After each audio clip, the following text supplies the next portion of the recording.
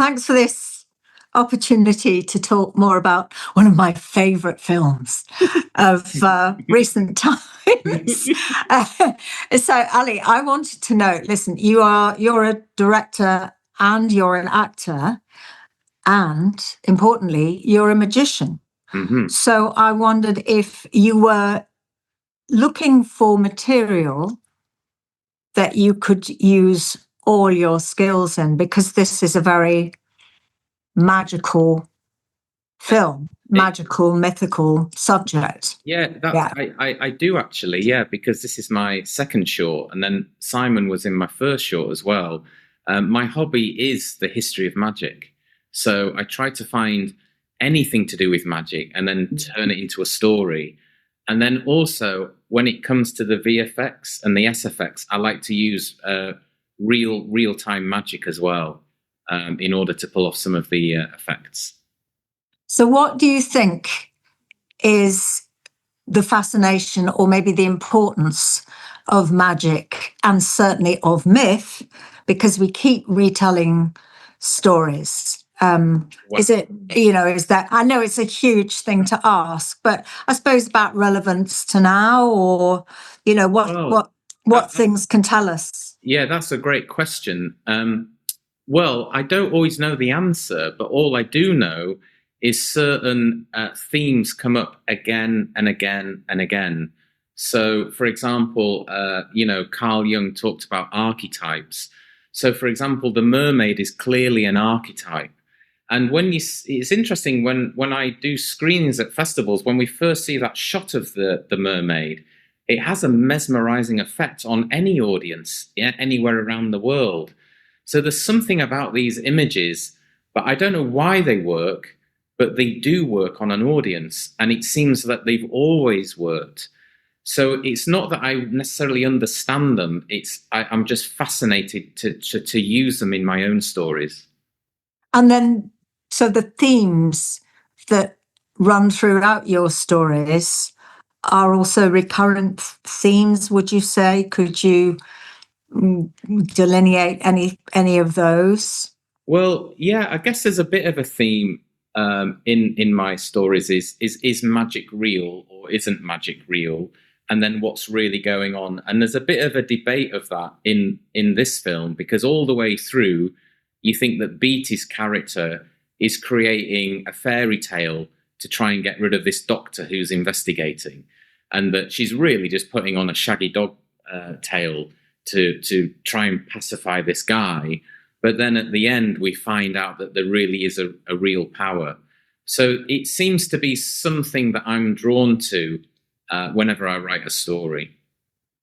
Well, and it's fair enough, because life can be magical, and there are things we can't explain, but we try and explain away. And maybe we shouldn't do that. I mean, that's kind of what I think all the time. And film's a sort of wonderful medium to do that in, and so is theatre. But film allows you to do so much more with effects, I suppose. Yeah, that's one thing that I quite liked. So I was a professional magician for 20 years, and I loved doing stage shows. But it feels like in a film, you can take it a step further. And I used to love any sort of David Lynch film, and I didn't really understand what he was doing, but I feel like I'm getting an idea for it now. But there's something about the world you invent and then the images that you show, that they have a mesmerizing effect on an audience, almost like a magic trick. Yeah, I suppose the very different feel of this is the coloration of it. So if you, just to go back to Lynch, for example, there'd be sort of high gloss colors and kind of really sharp edges, and all this is much more lyrical in a way. It's quite cool as well, which kind of goes with the story and the landscape and everything. But I thought that everything was very much of a piece for the tale that you're telling in this instance. We also had there's a couple of other reasons. One is I wanted the mermaid to look cold, so that's why there's a lot of greens and blues, and everything's a bit washed out. And also, it's a bit of a dirty trick, but the grade that we use, it's a way to make the visual effects look better. And then it's also a way to make the audience feel as though they're listening to Betty's fairy tale rather than it being real. And then at the end, there's the big surprise when you find out she's not lying. Yeah, yeah.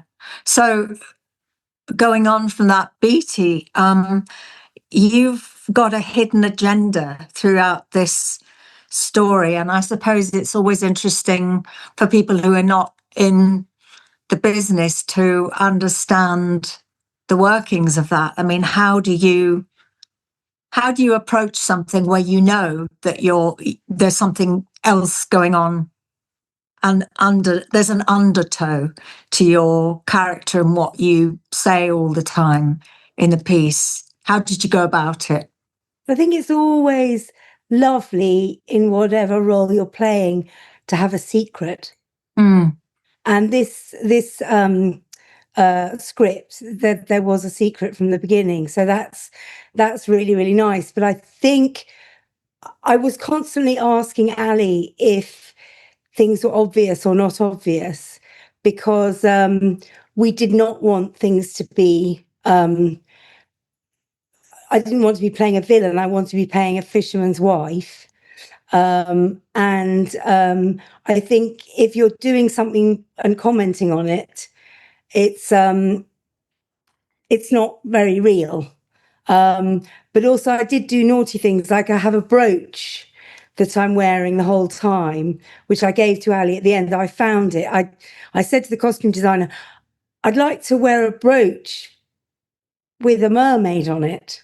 And I found one online, some rubbishy plasticky thing, and she made it look amazing.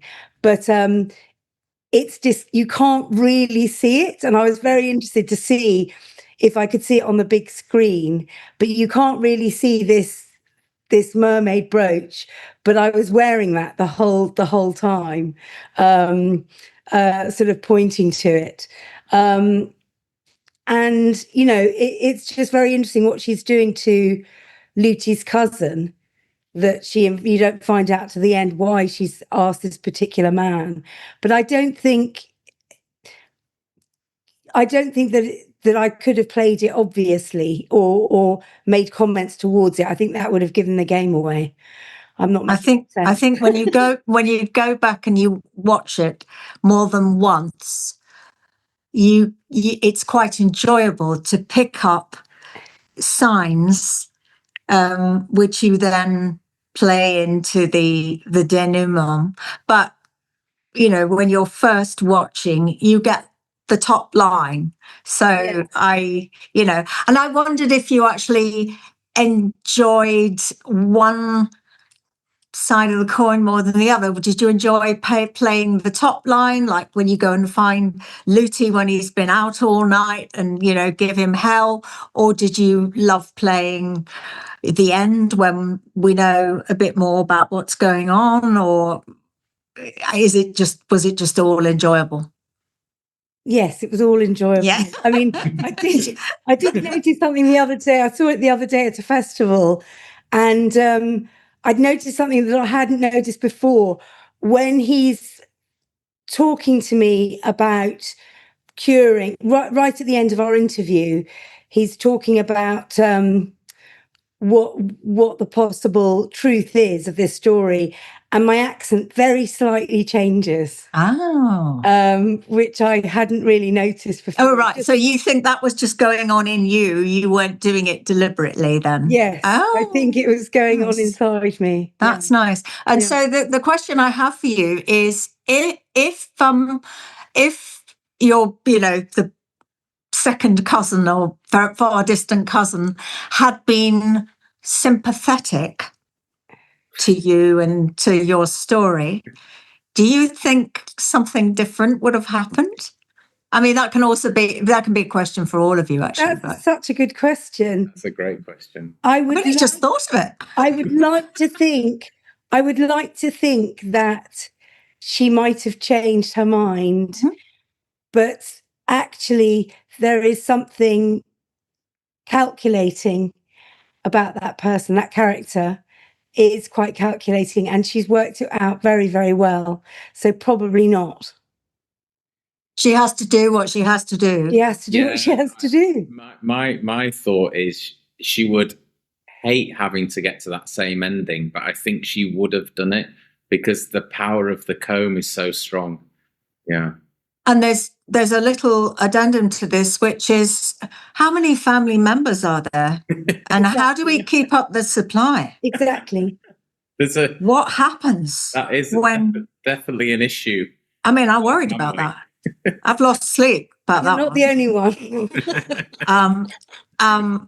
So Simon, I have a question for you, which is that you seem very keen to get home for your tea, and a lot of men might, well, a lot of people, I'm not just going to say men, a lot of people might have thought longer and harder about, shall I go with the mermaid? Shall I take the money, open the box?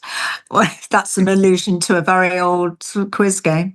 But I wondered what you thought that Lute was thinking at the moment when he just goes, nah, that's not for me. I don't need that. I'm not doing that. Yeah, that's a very interesting question. I think Lute is a simple man, isn't he? And he sort of takes things as they come. Yeah. And he's got Clara as the mermaid was ridiculously alluring. I mean, she's a great. It's a great look. And I think the character, when he's with her, doesn't really think at all. He just kind of feels. Yeah. But it's that kind of, what she offers him is so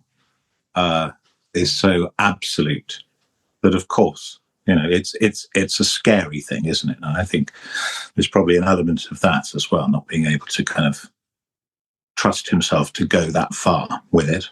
I'm not sure. I haven't really thought about it in those. But the dog sort of brings him back to the present. Yeah. And he goes, "Oh, that's my life." Like, do you think he thinks as much as people are depending on me, or It's one of the. I think it's one of the strengths of the film. I think is the clarity of the script, and as a performer, when you find yourself in that world, all of these, I suppose, difficult questions are kind of answered for you, if you like. That might sound a little lazy, but I think when you're doing something like this, the important thing is the story.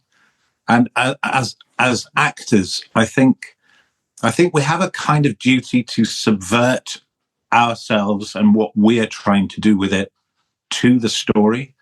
I think we're kind of ciphers for that in a way. I get very irritated when I see things and it's about the acting and it's not about the story. And I think this film does that very well. And we were helped enormously by having one of the most extraordinarily talented crews around. I think it was at the end of the writers' strike. Is that right? It was. They hadn't. We had a lot of people on board who hadn't worked because they hadn't been able to for quite a long time, and to find ourselves in their incredibly capable hands made the whole process very, very easy. What do you think, Ali? That's reasonable comment? Yeah, I think both of those things are true. Yeah, I think we were very lucky to get such a great team, which was just because it was at the end of the strike and no one had really, even though we were in the UK, no one had worked, say, for a year or so. And so everyone was itching to get back to work. And then also in terms of the story, I agree. I think that the Lute character is just a sweet man who just reacts, and he's very earnest. And I also wanted to have a guy who's not lured away by a mermaid. I quite liked the idea. So one of my favorite lines is when she's like really charming him, offering him wine and treasure, and basically the implication of loads of mermaids. He's like, "No, I'd rather have a bottle of wine, my dear." And he just wants to get home. And that's probably because she was very heavy, Ali, and very difficult character. She was very heavy, wasn't she? That was Disloyal. that was the unexpected problem with the whole filming of that bit. By the power of magic, you carried her into I have the to say, scene. he was very easy to love, and I think that the connection of those two characters. I mean, it sounds like a fairy tale, but it's not. But they really are a great partnership. Those two characters, and they were obviously, I guess, in love, and I'm, an older kind of love. They were companions. They were companionable. Yeah, for me, my favourite two scenes in the whole thing is when you first discover and you think he's been drinking. I think that's a great scene. It is a great scene. And the scene when he heals you, it's really quite emotional, that scene, because you've obviously had this, eczema for years. And I thought the relationship between the two of you was just very, very sweet and very believable. Yes. It all seemed so... Was. It's terrible to say, but everything just slotted in very easily. Yeah. We did have a day of rehearsal, which was so great in London, where we could discuss all the stuff with Ali beforehand. It was very, very useful. But as Simon says, it was just, doing what the script said, really. Isn't that bizarre that when you're doing something like this and you have a day's rehearsal, it's worth commenting on? I'll never forget when I did my first bits of filming as a younger actor, being astonished that very often you turn up on set and when you run your lines to make sure you know that that's the first rehearsal you ever get. And coming from from a theatre background where rehearsal was everything, I couldn't believe it. It's funny. Yes, there are certain actors who don't like to rehearse at all. Film actors, I mean, predominantly film actors. And I think there might be a case for that sometimes. I think it's spontaneous, isn't it? yeah, absolutely. If you've got the time and the money to muck about, if you need to, that's the thing. Exactly. We're so British about it, aren't we? Don't waste time, don't waste money. Yes. Crack on. But would you like, I mean, I know that you want to make features, but do you think you'll still be interested in these themes and preoccupations? Yeah, I think so. Forward. Yeah. I like universal stories and then trying to understand why they work. And this one's kind of an amalgamation of a couple of myths with a true story mixed together. And it's just, for some reason, I've seemed to have developed this unusual niche, and it seems to work for me, really. So I do. My other interest is comedy, and I write comedy as well. But for some reason, I feel like sort of fantasy and folk horror just seems to be something that I enjoy doing. I certainly enjoy watching them. I think partly because it doesn't patronize your audience. It makes you work, and it's enjoyable if there's an unraveling, a gradual unraveling of the tale. That's the tricky bit, and that's where I work with a script editor to get that right. So what Beatie was saying, you don't want to ram it down people's throat and it becomes too obvious. But then there's that other level where you can be too confusing, and then it's getting that right elegance where everyone's with you, but then you're still surprising everybody, and hopefully the exposition becomes a surprise rather than just laborious. And also there's that very kind of leavening section of the community healing going on, all the little vignettes, which are comedic in a very sweet way, Well, one of the things that really surprised me about the film is it is your performance, Beatie. It's really amusing, particularly at the top, and you get a lot of laughs that I initially didn't see, but it just in the performance is that your character's so sweet that everyone's so charmed by her. And it's only really at the end that we really get, the rug pulled from under us. There's a particular bit, when you and Simon are on the boat. And, I love that scene. You just say, "Oh, we went out to do a bit of fishing," and then you're looking at your husband so lovingly, and everyone giggles. Everyone at every festival, everyone Maybe giggles. that's a double entendre that they're. Do you think they're thinking it's a double entendre, Ali? Maybe we went and did some fishing. No, I don't think so. I think it's so sort of innocent in a way. It's like Wind in the Willows, kind of, in a way. Yes. Yeah. It's very darling. You maybe wonder for a minute why they're night fishing, but ours is not the reason why. Well, I think you can catch mackerel. You catch mackerel at night. Yes, yeah, you can. exactly. But it makes the VFX a lot easier to do if you go night fishing. Don't say that. Don't say that.